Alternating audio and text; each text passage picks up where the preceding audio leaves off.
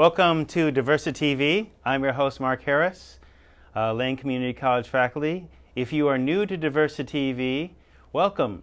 Kamshi Lakwan is a greeting in Kalapuya, since we're on the land here on the University of Oregon campus where we tape our shows weekly. If you're new to DiversiTV, DiversiTV is a weekly interview show broadcast on Lane TV on topics around the rubric of diversity. And we basically take a wide latitude and liberties with that concept, expanding it to lots of different ideas. We are in our 12th season. Each of our seasons roughly corresponds to an LCC term. We've been doing this for nearly 4 years. And our mission, and we decide to accept it, is to illuminate everyday diversity issues and give the mic and the camera to those who don't always. So if you are part of our growing legion of fans, as tonight's guest is, welcome back.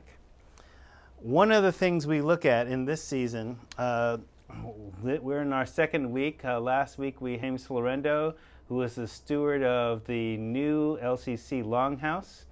And this week we'll be speaking with Misa Joo about cross-cultural alliances. Our guest tonight, Misa Joo, is a third-generation Japanese-American Sansei, a mother and retired middle school teacher, a published author, and she's contributed a chapter in a book on anti-Asian violence, Newly Immigrated America, A Narrative of Violence. Please welcome her. Thank you. Good to have you here, finally. We were talking about all the things that I think, in the interest of full disclosure, people should also know that we've known each other at least all my time in Eugene. And so when you were middle school at mostly Jefferson, I think it was? Between Jefferson. Madison and Jefferson, yeah. So let's see, where are you from? That's a standard DiversiTV question. Well, my family Yeah. settled in Idaho. Every story I tell starts with Grandpa. Yeah. And I think Grandpa is the person that planted those seeds,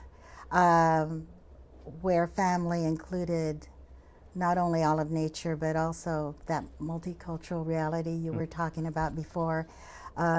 He told us stories because when he first came here, he worked in California in greenhouses, but eventually worked on the short line railroads. The short line between Wyoming and Montana. And he was, I think, the only Japanese on a crew that was either all African American or mostly. And he had a lot of strength, to hammer in those nails. So they wanted to keep him, but he wasn't very tall. And you had to be able to hold those ties. Yeah. And so they would say, "Hop up, Frank," and he would hang on to the ties and move his legs like this. and his buddies would carry him. Yeah. And so he told us those stories. So our lives, he kind of planted those seeds of working together and that kind of thing. So he taught us who the land belonged. So all those little seeds that he planted may not have become real in public school when I entered, but they just sprouted when I got to Eugene. Yeah. So you mean they weren't supported in school? Absolutely. Yeah. My first language is Japanese. We lived with my grandparents, my mother, sister, and I, and my uncles. And when I went to school, Japanese was the language I spoke, but you wouldn't guess it now. And so not only was that not supported, there was a lot about myself I learned to leave at the door when I came into the school. So Frank was Issei? Yes, Okay. my grandfather, Frank Shichiro Kawai, he was Issei. Okay. My grandmother also Issei. He was the seventh son, Hichiro, and they sent him here because Goro, his older brother, the fifth son, was in California with the greenhouses. What year was that when he came? It was he came earlier than Grandma, so my guess is around 1915. Okay, all right. Made enough money to go back for Omiyai. She wasn't a picture bride. He went through the whole Omiyai traditional way of meeting her. How does that work? Your families talk. Okay. And old school. Old school. And she gets to say yes or no. And Grandma did. She thought he was a good man, and she came with him here, and thought she was in a little holding shack waiting to be taken to her new home, and found out it was in the middle of a field is the way she saw it in Idaho, and she found out that was home. With a blanket that split that little space in half, where the Muratsutis lived here and the Kawais lived here. Okay. So she says her name was Misa Yoo, which is the way it's spelled is a man's name. And she lived a man's life, is the way she said to me. Okay. Left home and worked the land, and you know. So let's see, the way I understand it, Issei is first, following Immigrant. Japanese, Ich, Ni, San, Yo. Gosei. Gosei. Yeah. Okay. Yonsei, Gosei. Yonsei, yes. Yeah. Yes, yeah. So what about the next generation? Ooh, I don't know. The sixth? No. But I mean the Nisei. Oh, the Nisei. Yeah. My In mother. your family. Yeah. My mother, aunts and uncles, 5 children, all delivered by my grandpa. Okay. And my mom's name was Medico, Child of America. He made it up. But they changed the name to Mariko. Okay. The doctors thought he just didn't know how to spell or something. And so she feels like Mary means suffering mother. Yes. So she feels like she got cheated out of the happy life she was supposed to have. You know, so yeah, she was very.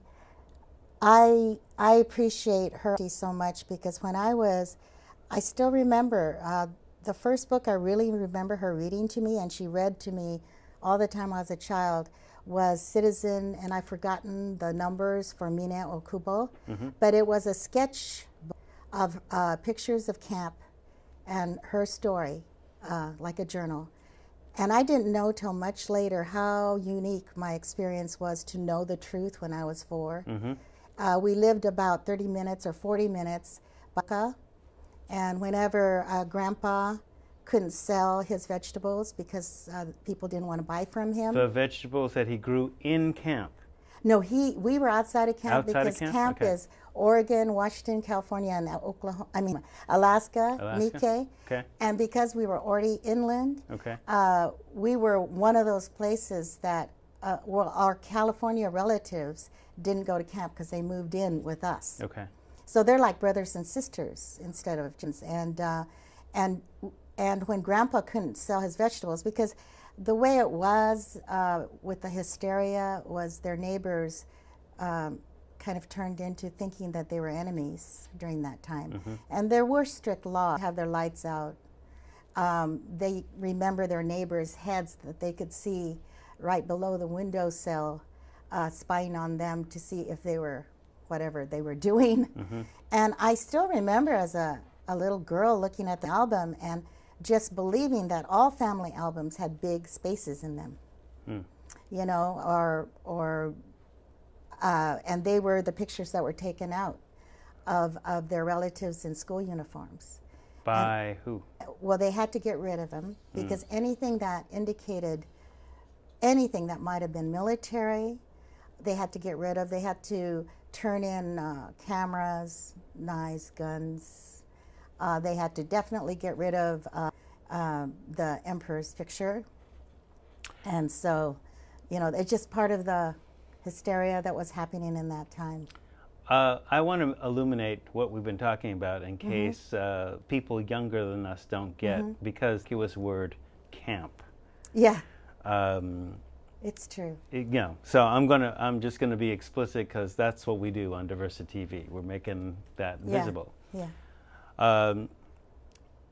Your grandparents, or actually the next generation after the Issei, the Nisei, okay? American born. American born, that means American citizens. Exactly. So let's understand what was going on. World War II, American citizens whose ancestors came from Japan were put in concentration camps simply because of their race. No connection to the Japanese government or military other than their ancestors had been born. So they were rounded up, put in concentration camps. If they were in school, for example, in the U of O campus, they were in school, they were basically brought down to the Eugene train station if they were here, to use that example, put in essentially cattle cars and taken to what can only be described as concentration camps, where they remained under guard for periods of time. Now, they were suspected and not having any with the Japanese war effort or any enemy action at all. And it has to be said, and I will say it, while at the same time, American corporations like Ford Motor, General Motors, Chase National Bank, the Rockefellers, Standard Oil were doing business with Nazi Germany, supplying them with tanks, jeeps, bombs, bomb fuses, the communications systems, et cetera, et cetera. Henry Ford's picture was on Hitler's desk, not because he wrote a book called The International Jew, but because he had actually supplied Hitler with war mail. So here you have American citizens, white American citizens, corporations, American corporations, doing business with the enemy during wartime with the full knowledge and complicity of the United States government. Okay, not a conspiracy theory, history.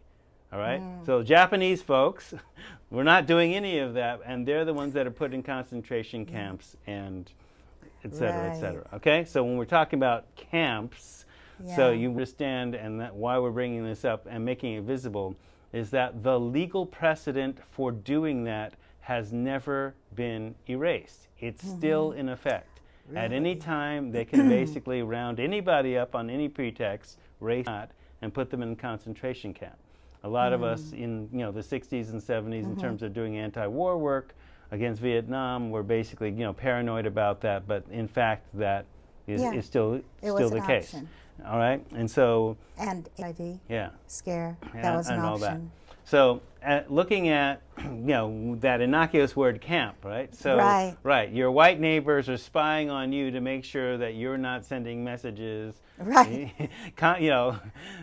Pick you in school, cameras, anything like that, taken away. So, just had to illuminate that because it's good you brought that up because one of my closest friends is Peggy Nagai, and she grew up as I was unique in that I learned when I was 4 about the truth and it was wrong. That's what my mother told me.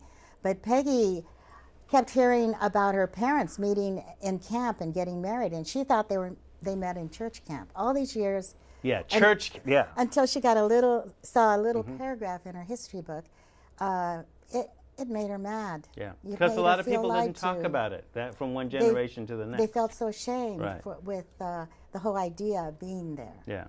The Nisei are seen generation that's 110% American. You know, they many of them were more 15, American than Americans. Yeah. Right. And they acted that out different ways.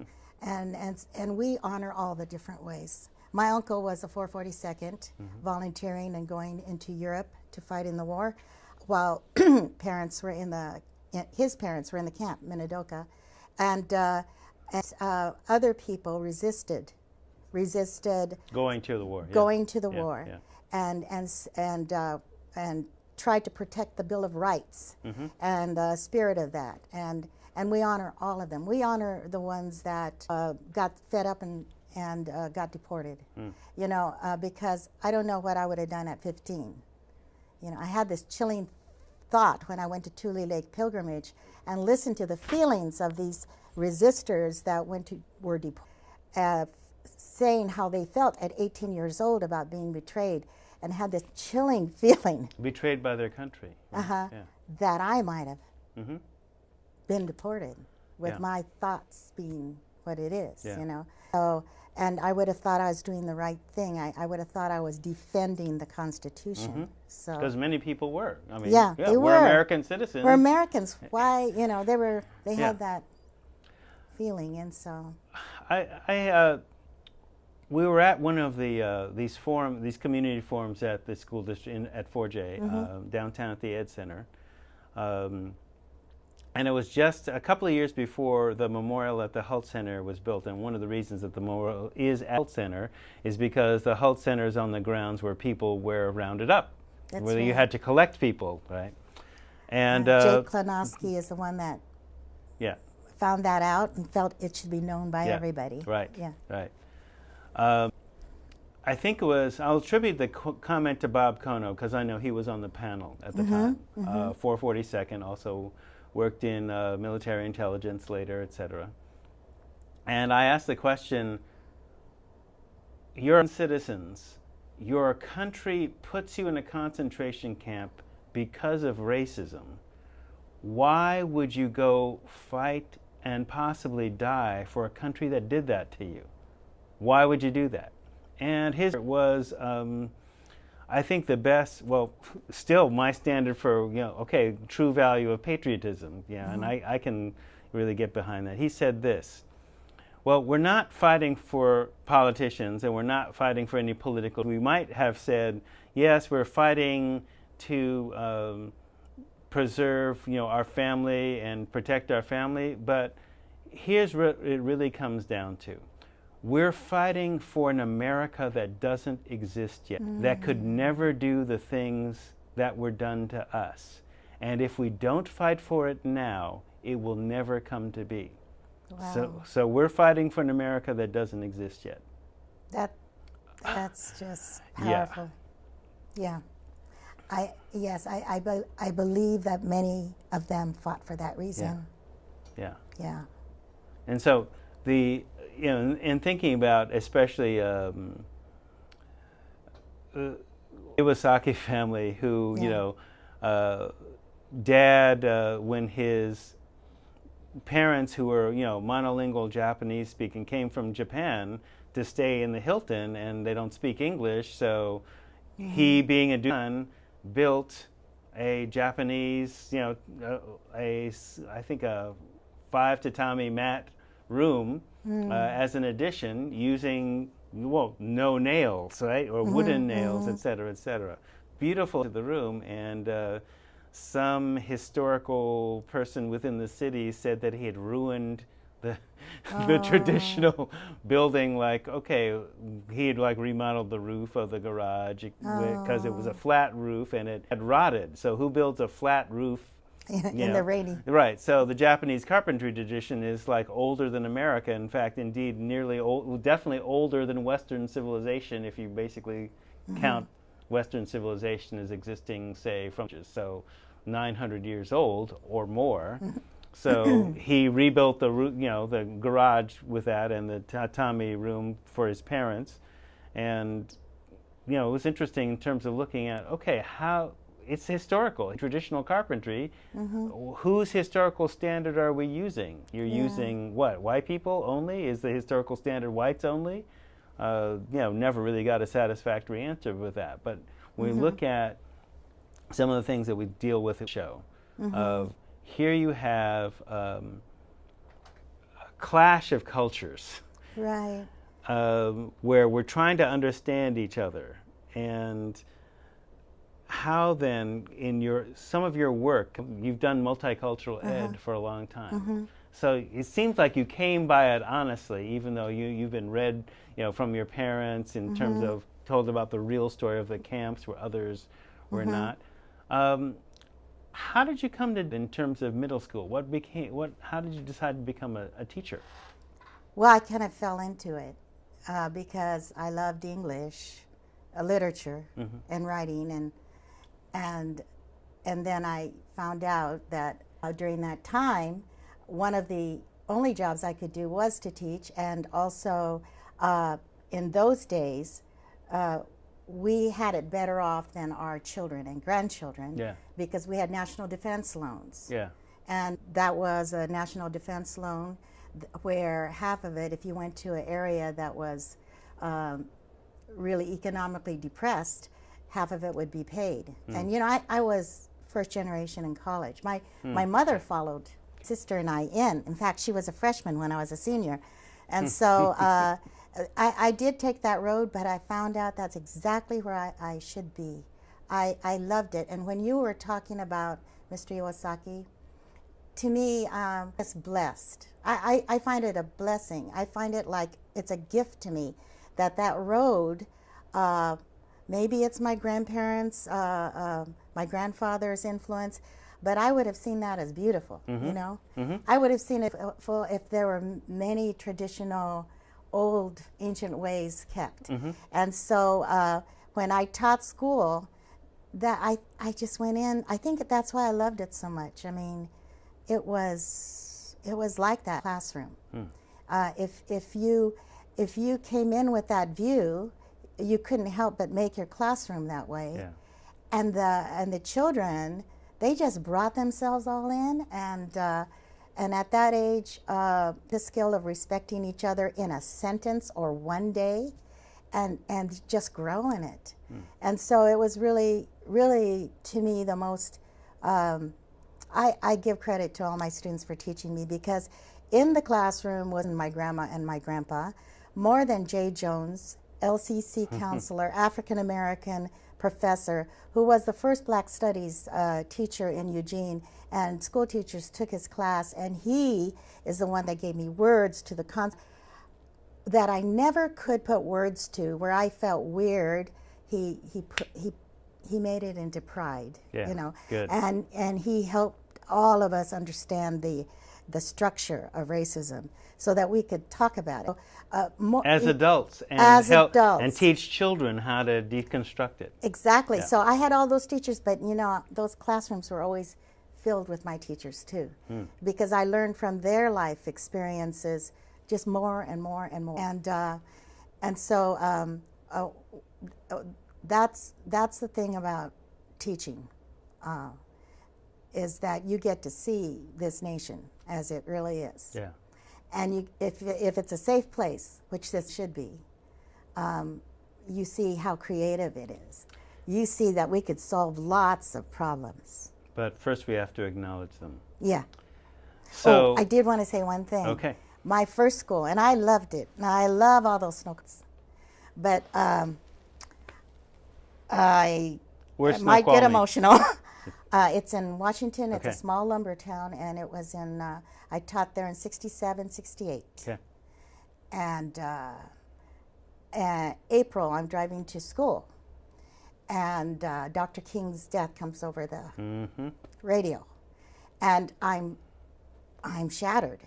And I walk into the school to this scene that still, like, when I remember it, it's like a dream scene, a crazy dream scene of my kids and other kids jumping up and down in celebration. In celebration. There too. Right. And I was stunned. I had nothing to say except to look for Charlie Scott, another teacher who was also grieving, and I didn't know how to say what's happening. Yeah. And so he just told me that's how it is here. Right. And but maybe not forever. And I remember going home. All we had to do was hold on. Yeah, I went home that weekend, but Jay Jones was so important to me because, I didn't have any words for my kids except to just survive that day. Yeah. And that isn't the case anymore. Right. It has to be a safe nation, and that's the job. Yeah. Excellent. Yeah. Right. I mean, that was definitely one of those "where were you on that day" moments. Yeah. And exactly. Certainly, I remember essentially, Mr. Wood, basically NRA member, John Birch Society member, history teacher, first period history. He basically said he was glad DeMarc got killed. He was a troublemaker, right? Yeah, and so, mandatory, that upset us. We go to second period homeroom. we're still upset. We say, what he said to the homeroom teacher, she agreed with him. Oh, I mean, so wow. people don't understand the context, right? So my entire table in middle school basically said, well, liberty and justice for all is a lie then. If that's what you believe, we aren't saying the flag salute. And we sat down. Good for you.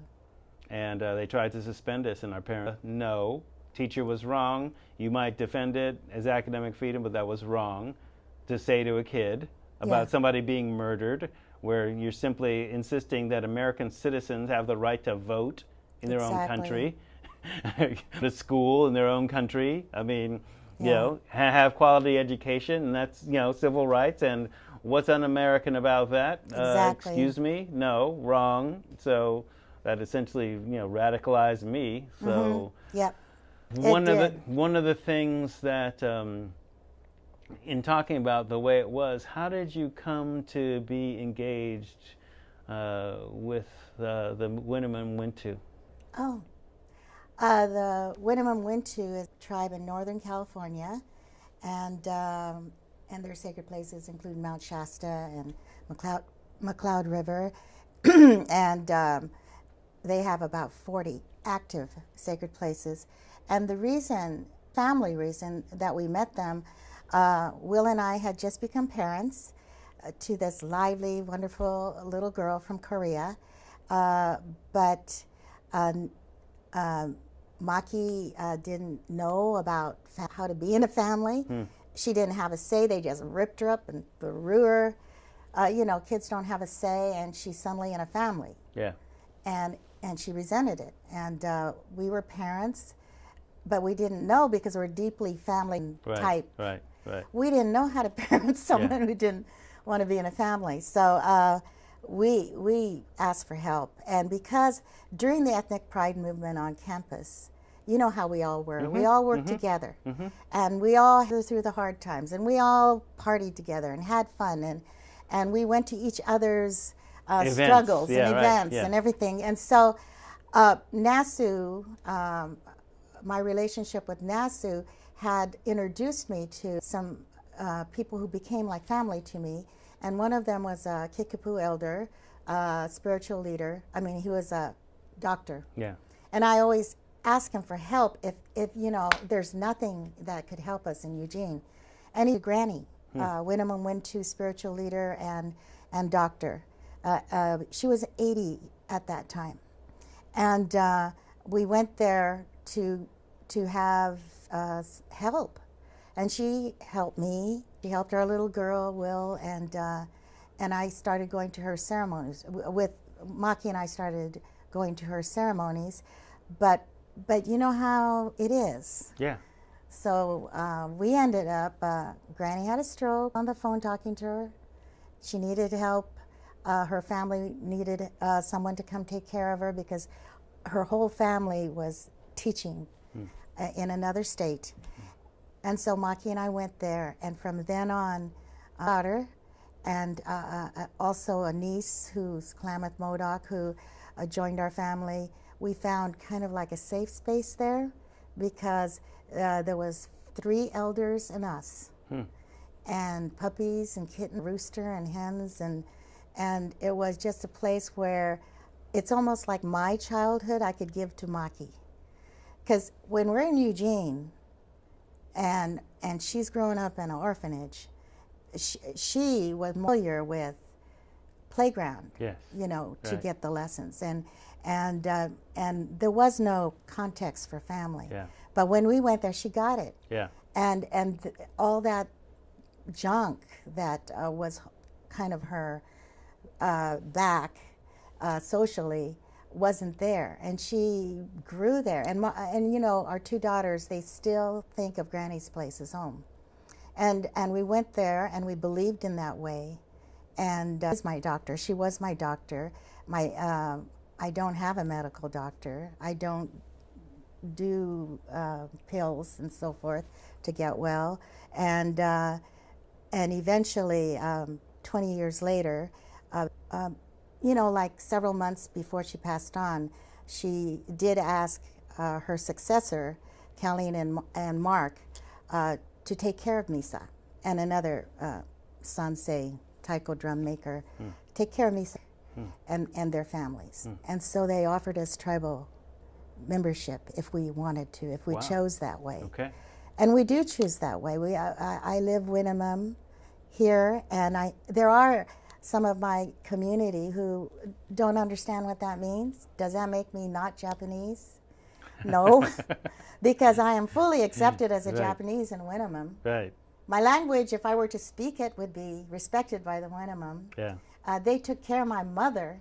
Yeah. And so in Winnemem, it's like, just as Grandpa came here to the United States, I came to Winnemem. And Turtle so Island. I am, yes. Yes. She is my leader, and it's the Winnemem way. And Okay. but not for chief. That is Right. yeah, Yeah. traditional. You have to be a different relationship. Right. Well, we have a bit of film that your husband has translated into a short film experience, and let's run that. Oh yeah, you could see why I chose Winnemem then, my family.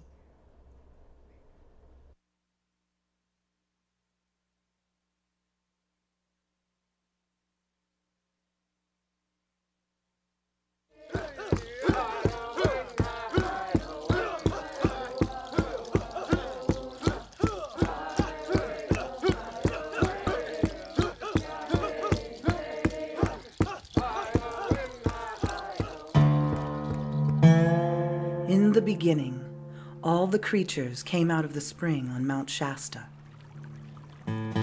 Human had a voice, so Salmon gave her voice to Human. In return, Human promised to speak for Salmon. Since that time, the Winnemem people lived on the river now called McCloud in Northern California, and they remembered the promise made to their salmon relatives. In 1872, a hatchery was established out. Chinook salmon eggs were sent around the world, including to New Zealand. Extermination and removal were the policy toward California tribes, but the hatchery offered protection for the Winnemem. Times were hard, but they still had their river and their salmon.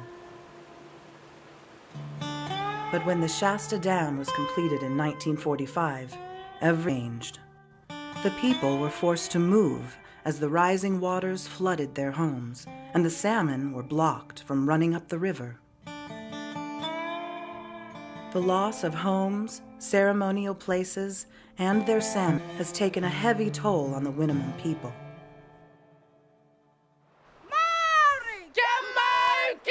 But after learning that their salmon relatives are alive and well in the rivers of New Zealand's South Island, the Dutch embarked on a historic journey to bring their salmon home. It is kind of an incredible kind of a day because, at home we're sitting in Bear Mountain and talking about going to New Zealand or going to the fire, and we're still planning and praying that it'll happen. We don't know how it'll happen, but somehow it's going to come about. We made it. We're here.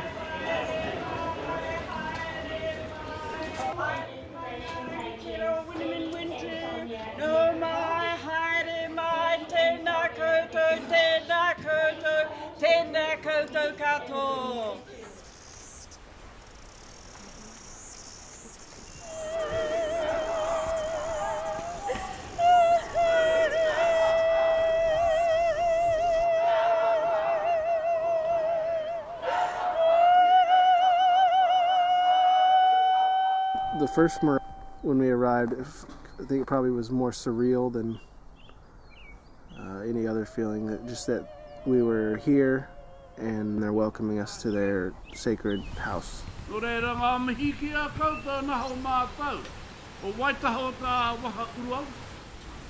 we welcome you here, and we give you our greetings from we, the tangata whenua of the Waitaha people, Ngāti Moamoi people, and Ngāi Tahu. that peace and goodwill may prevail amongst us all.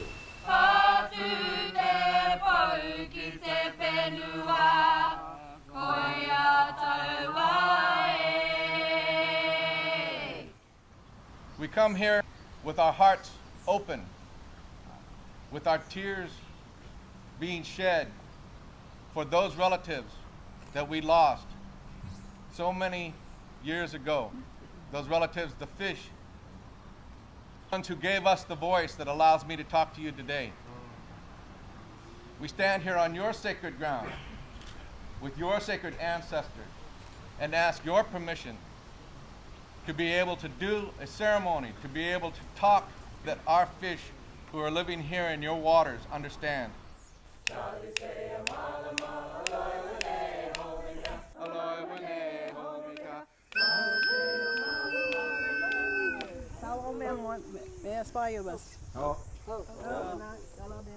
Benementu, pakatau mai. He ho no he, e kaloria, mai naro no ki te whenua, te atua, te perina,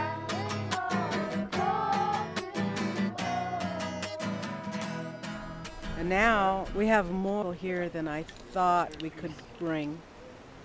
And this place, this grounds right here. Yeah, this might be the best spot. Okay.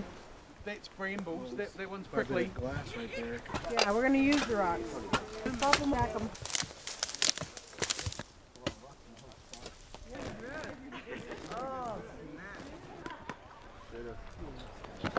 I couldn't imagine what it would be for us, you know. But it's beautiful. It's the best place. It's right on the river. And it was made easy. You know, that the Maori had looked at it prior to us getting here and felt it too, that the best place. And so now, you know, as these guys are getting dressed and getting ready, it's kind of like you're still in that dream state where you think, is that real? Are we really going to do this right now? Well, the salmon is why we're here in the first place. The salmon are our relations who we have devoted our lives to speaking up for. There it goes. These are the salmon that my grandparents would have seen. Same fashion, looking up and down, watching them. Decide which one was the best one to take. It escapes me that we're in New Zealand most of the time. The best of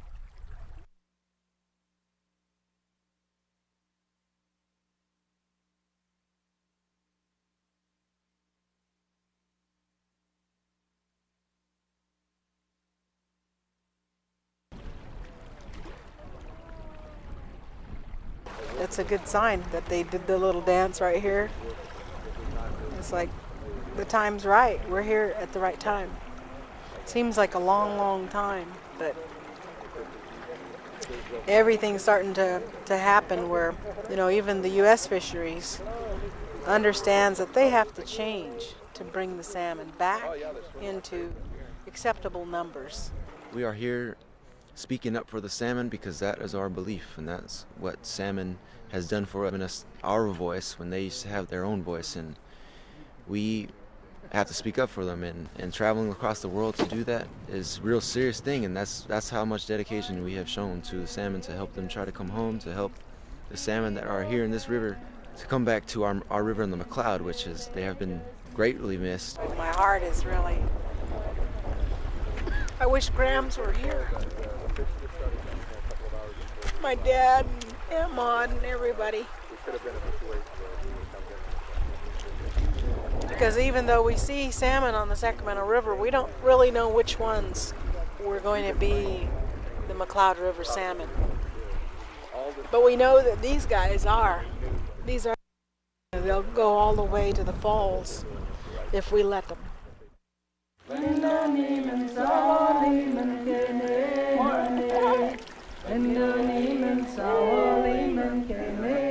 Everyone was there on the shore, and everyone had their little buckets, and they were down there, and they were releasing the little salmon, releasing them into the river there. And I just kind of stood back for a minute and watched as everybody was letting their salmon in the water. And it was a real powerful thing that went on.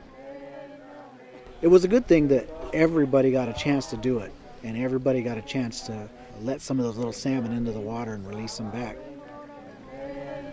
Letting the fish go.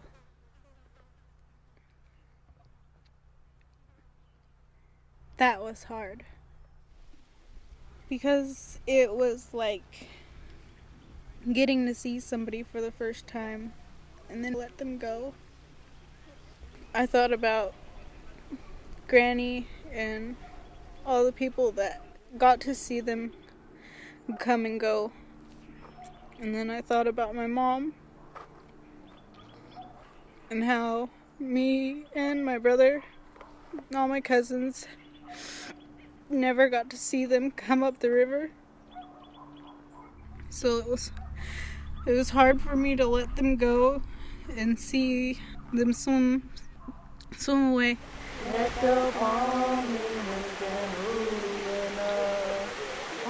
I grew up with salmon. All my life we caught salmon, ate salmon. I love salmon. Part of our tradition, one of our staple foods, we're salmon people. I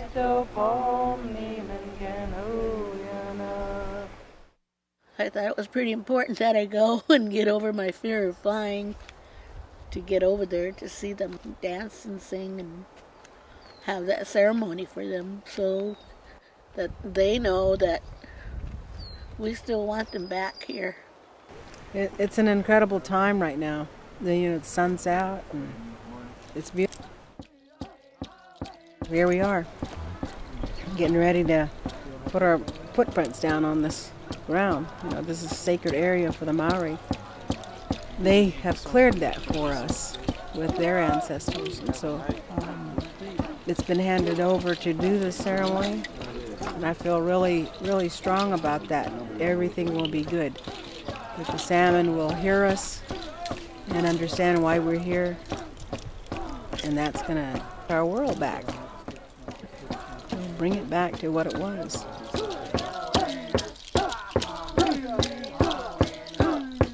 This was something really special because you could feel the power behind it they were trying to do, and you became part of it. Well, you weren't an outsider looking in, you were actually part of it, and that was really, really awesome. It's the only word I can think of. It's awesome. When I was dancing, I could feel it. Everyone, the singers were singing loud, the drummer was drumming hard, and everyone was around me just yelling, like hollering, and then I could just feel it, like in my body. It just got light. So when I was dancing, I felt really good. You could just feel it. It felt powerful. And then I put my hand to the mountain, prayed for the salmon. We're here for these salmon. Let them make their way back home. And I prayed to the river and I prayed to the fire, and give me strength to help me do this. Let me continue being like this strong. And then after one of the dances, both of my hands started tingling. And I went up to Callie and asked her, "What is this feeling?" She said, they were helping you. They were giving you that strength through your hands, because that's how you were praying. Mother Earth is out of balance. Many things in Mother Earth have been contaminated, up, locked away, destroyed. The tribal people, the Indian people around the world, gonna have to bring back that heart of the warriors. We have carried out this prayer. We have carried out the message from the mountain, and whatever the message was, reached the Maori people to the point that they could hear it.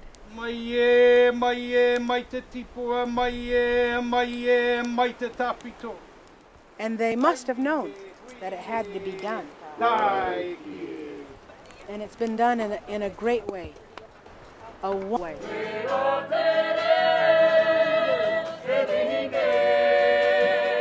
We have new family that we love and care for.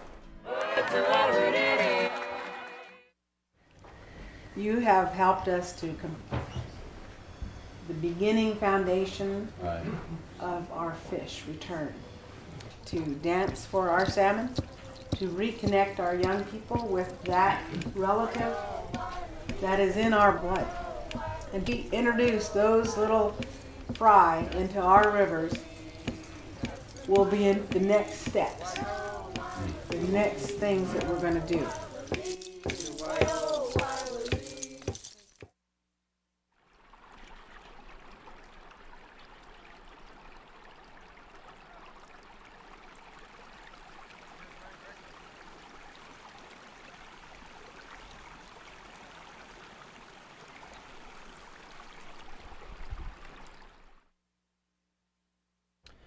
So one of the things we were talking about in terms of that film, well, one, the cross-cultural alliances of, you know, how, for example, us knew where we were the day Dr. King was, you know, killed. We're talking about on the day after, we're recording the show a couple of days after the King holiday, you know, fighting to get a King holiday, all the celebrations that have happened in this town around that, you know, all of us sharing our cultures, going to each other's events.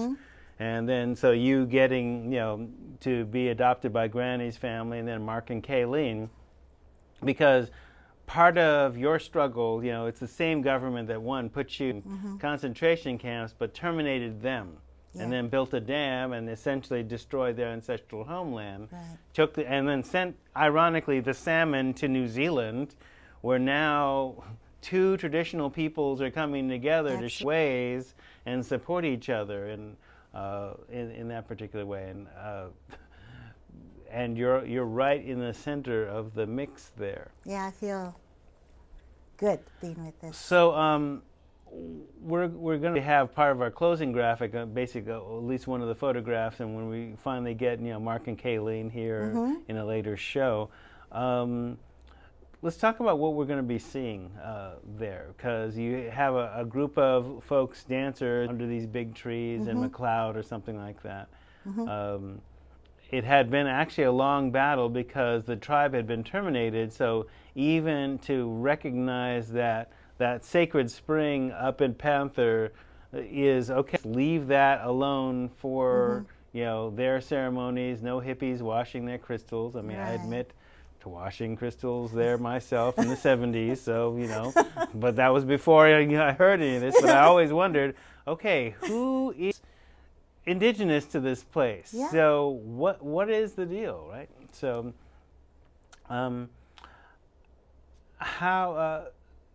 what are some of the things that are going on, the ongoing efforts with this, in terms of making the film and other things? You will see a picture of not Panther Meadows, Coonrod Flats, where we do the August ceremony on Mount Shasta and McLeod River, because the source of the McLeod is there. And you will see just part of the circle. It's a big ceremony of allies, including the Winnemem Support Group of Oregon, which is housed here in Eugene. And we work very closely with them and a galay of youth and so forth to bring the salmon home. Now that's our focus since New Zealand. And so you're going to see scrolled several events which will, one, kind of make that relation, Eugene, of working with the salmon.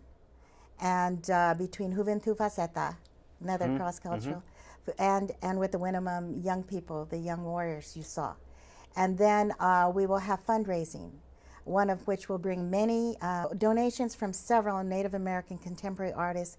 I mean, people who know these artists will get really excited that Marcus Hammerman, Preston Singletary will be donating their art, and a salmon poet, salmon artist, salmon captain of a salmon boat, Anna Hoover's art will be here, and so forth. So we are looking for support from Eugene, which has given so generously support to the Winnemem, so that they can practice puberty ceremonies, practice their way of life.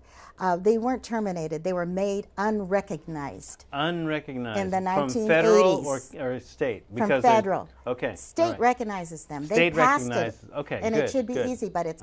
Yeah. It was in the 1980s, a Okay. Supreme Court bad decision. Okay. Yeah. Okay. Because, so people should understand that distinction. On Turtle Island, which includes, as you know, if you're a regular watcher, North, Central, and South, so you have many nations, yes. no borders. That's right. Traditionally, right? And the Latin American indigenous leaders really have Yeah. supported the Winnemem's struggle. So under federal recognition, there are 500 some odd tribes, but there's also state recognition. Nations have both. Notice the use of the word nations, not tribes, because the legal status is basically a domestic dependent nation, so it's just like Germany or France or whatever. Right. 90% of the California Indians were de-recognized in 1980 without their knowing it, until they went to the doctor, until they wanted to send their kids to school. That's crazy. Yeah. 300,000 people have Right. been stripped of their rights and human rights in California. Yeah. And so in Oregon, you know, we have the support 9 group. tribes, but obviously, Yeah. and we have these confederations Federations. where, you know, you had maybe 50 folks or 10 folks, some of whom could have been enemies traditionally, put together on one reservation with, for the convenience of the cavalry and the settlers, right? That's true. Yeah. But the Winnemem are pretty stubborn. They stay to their traditional way of governing, of medicine, of life. Yeah. And their main responsibility is to sacred lands and to the salmon. And as Snake Harrington, a good friend of mine, said, who lives here, sometimes to be who you are, you have to choose to be poor. Yeah, right. Yeah. Good line. In this from, society. yeah, right. Final thoughts? Final thoughts. Well, this is a blessed way of life, which I've seen you on the path. We're together on that path of honoring all the diversity of our fear. And I thank you for, you know, everything you know about Japanese Americans. I've seen you at all our events. And I guess that's what I want to say, Mark, is thank you. And, you know, you teach me, and we're fans. I feel richer for that. Thank you. Thank you. I want to ask you one more thing. You've talked about doctoring, so we need to create medical schools for that doctoring. So let's work on that. And for the other kind, go to Havana and go to school. Hey, right. If you like what you've seen, email us at DiversiTV at live class. Put DiversiTV in the subject line. Put live class at lanecc.edu. Put DiversiTV in the subject line. Tell a friend about us. We're here every Wednesday and rebroadcast Friday nights at 9 o'clock here on the educational channel, Channel 23, Comcast 23, Charter 9. And go well, stay well.